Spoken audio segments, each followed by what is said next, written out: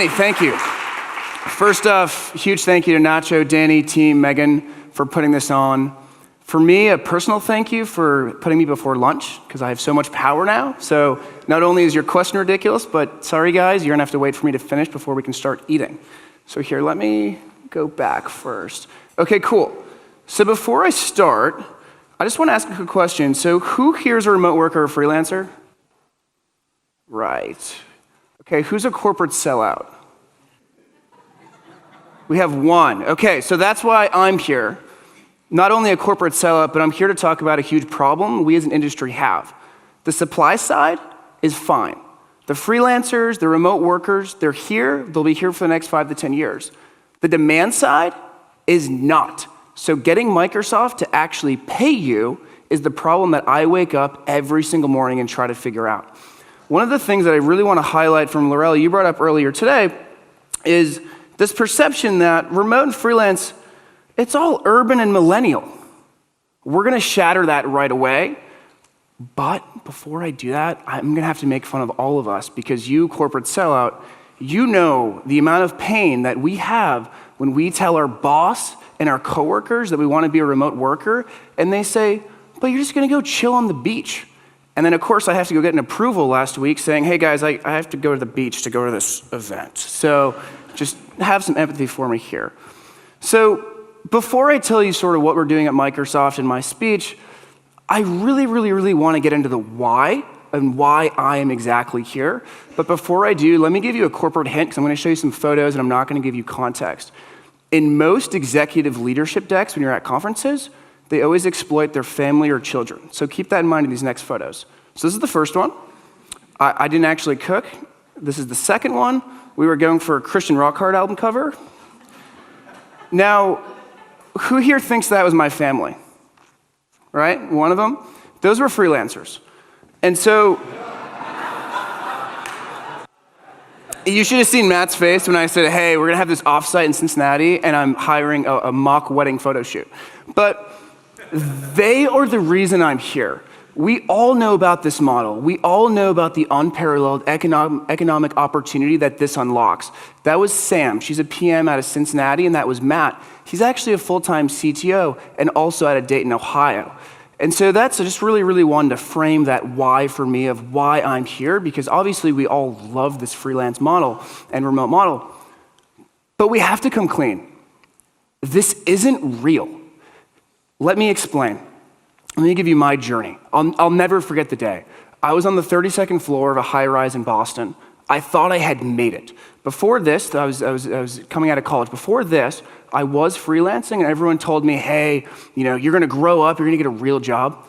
I was so ecstatic. Like, I wanted to be that corporate sellout, and I wanted to live in my small town, but a couple weeks in, I had a gulp moment, because I realized I went from this, my favorite copy in the world, to this crap. And the only way I can kind of describe it is this meme.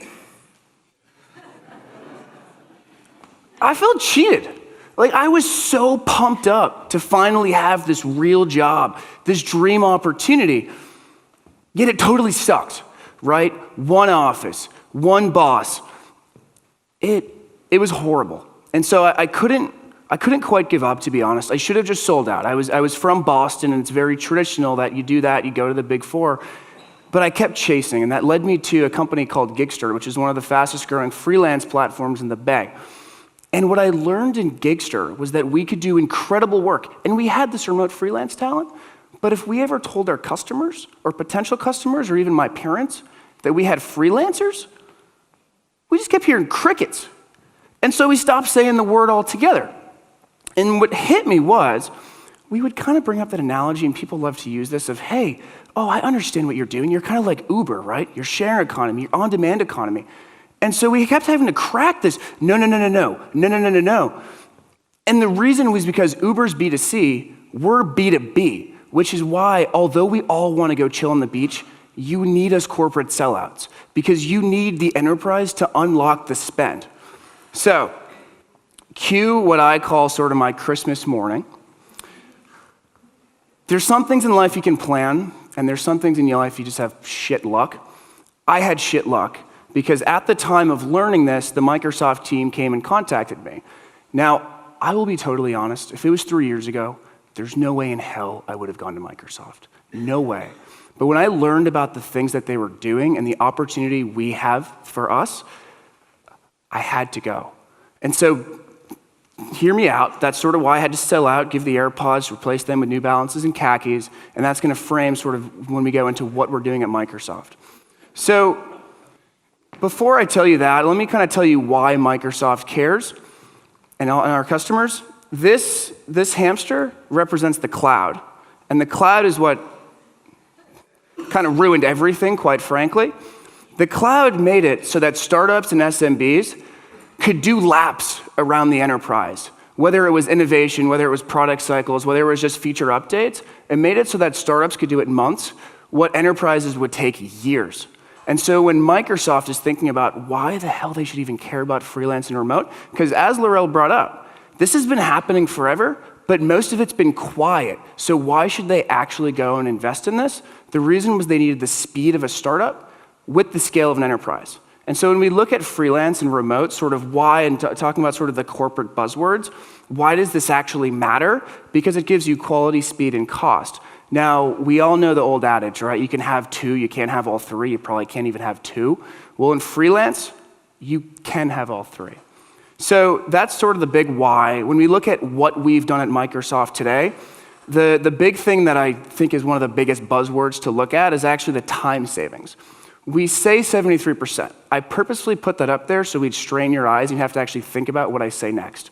This time savings, what that really means is that in traditional staffing or traditional solutions, generally if I have a problem, it's gonna take around 25 days to actually get someone in the building to help with that.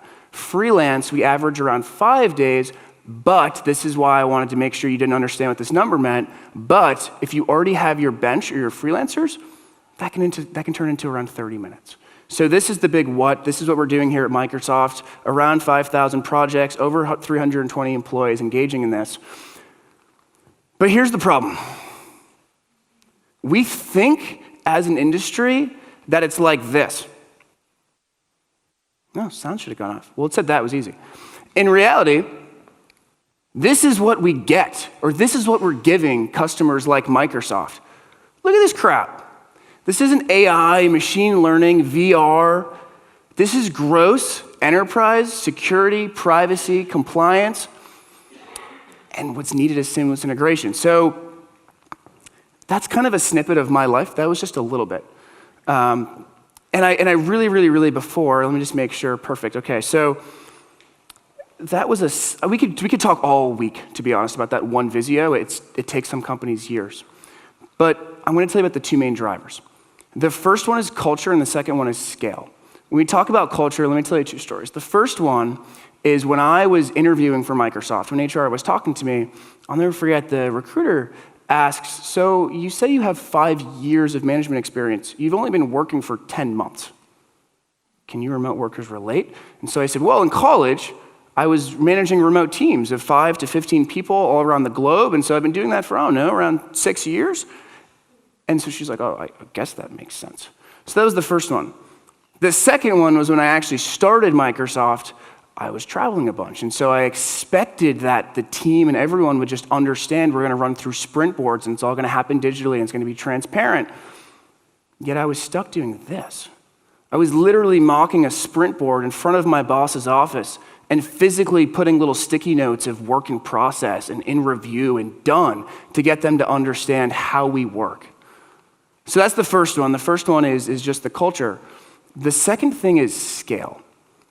It's cute when you have, say, 5 to 50 people in a team and you can run through Trello and Slack and G Suite and Jira. What's not cute is when you have 50 to 150 employees, freelancers, vendors. That is a nightmare.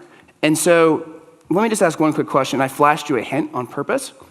Who here holds like a weekly or bi-weekly sprint meeting? Right, you all do? Okay, cool. Hopefully you don't have your freelancers because now you might be in jeopardy of misclassification. What that means is that, and we got sued big time for this in early 2000s, if a freelancer is forced to go to a weekly meeting, then they should be classified as a W-2 worker. And so now, if you did that at Microsoft, oh no, hopefully you didn't just put us in jeopardy. Now, where it's really, really, really scary is that the way that companies want to engage with freelance and remote talent is we want every single employee to be able to augment themselves through freelancers. Now, think of over 100,000 employees all working with freelancers. How the hell are we going to protect ourselves from one employee saying, hey, freelancer, you should come to our sprint meeting once a week? How do we possibly do that? The second one, which could be even worse, is what if one of those over 100,000 employees gives the freelancer a file that has a customer email? Like, does anyone know the numbers? 4% of revenues is what we're at risk for. And so that one, I mean, that's like that's no crap. I don't even know what I would do. I'd probably take a flight here, to be honest, Nacho, sleep on your couch and just go off the grid. But so the third one, which this one kind of cracks me up, is what if a freelancer leaks something confidential? Right, which this one totally cracks me up, because why isn't an employee going to do this, or why isn't a vendor going to do this? And as a freelancer, you have digital ratings and reviews, and so you're going to get blasted and blackmailed, so you obviously wouldn't do this. But that one gets commonly pointed to. So when I was first drafting this, I was really thinking this was going to be sort of my jump-off time, and I actually was going to book a surf lesson for about 10 minutes and just give you all this crap and be like, hey guys, the world stinks, like, here it is, go fix this. But I figured, because you guys have been such a good host, should I give you a solution, potentially? It'd be nice? Okay, cool. So what we did at Microsoft was we listened to our customers intently, and we really, really, really sort of wanted to understand, what for you does this Visio document look like? What is all the slog that you're going through? And we sort of compartmentalized that into 4 main problem statements. These problem statements were how employees get started compliantly, meaning how an employee gets started and not give out PII, or not force the freelancer to go to a sprint meeting. The second one was how employees and freelancers communicate and share files. So a huge thing that I always hear is we don't want to give wholesale access, as well as what if the freelancer works on a project and isn't taken out of the system? Like, imagine it's 2 years later and a freelancer just wants to say, hey, I don't like Microsoft, I heard about you guys in the news, let me go into your systems. It'd be horrible. The third one is how will we measure program success? And so when we're thinking about sort of when you have a VMS system or some other sort of traditional staffing, how are we going to prove that this is a better, faster, and more cost-efficient model? And then the third one is workflow automation. So just how do we automate those manual or repetitive tasks? So what I do, and sort of what my team built, is this thing called the Freelance Toolkit, where we took these problem statements and we said, per each, how can we use M365 tools to solve for each swim lane using a template and a best practice? And so this right here is the solution. I won't bore you. I promised Nacho like only 2 minutes of a sales pitch, so that's it. But I also understand that you won corporate sellout. You're going to have to go to your boss and prove that you weren't just surfing. So here's sort of a homework takeaway that you can have. What we sort of tell our customers, and even if we're working with sort of partners in this space, is step one is let's have a reality check. I really wish we could talk about AI, machine learning, blockchain, VR, and whatever sexy thing is next. In reality, it's privacy, it's security, it's seamless integration. Step two is build or partner with these solutions at scale. And step three is just let us know how we can help. Huge, huge thank you. If you want to contact me, my email's here, send a GIF or something, and then we'll get into FAQs.